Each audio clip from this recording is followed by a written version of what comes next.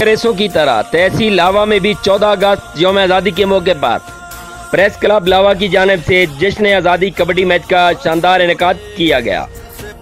जिसके मेहमान खसूसी साबिक जिले चेयरमैन ज़कात कमेटी सुल्तान रज़ा जामी और साबिक डायरेक्टर लोकल गवर्नमेंट मियां मोहम्मद अकरम आमान थे। मुकाबला लावा क्लब और मियांवाली क्लब की टीमों के दरमियान हुआ,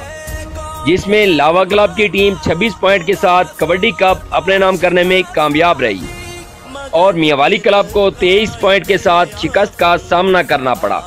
मैन ऑफ द मैच लेटी के नौजवान मोहम्मद सादिक के नाम रहा। चीफ ऑर्गेनाइजर मलक साजिद महमूद अवान और साबिक पीटी मलक रशीदुल हक की क़यादत में प्रेस क्लब लावा की पूरी टीम ने भरपूर किरदार अदा किया।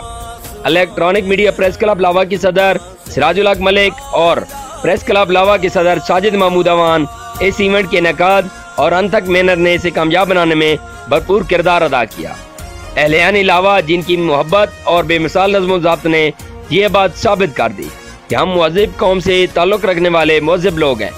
और अवाम की जानिब से होने वाली भरपूर पजीराई से हमें उम्मीद है कि ऐसे इवेंट से रवायती खेलों की वापसी को मुमकिन बनाया जा सकता है।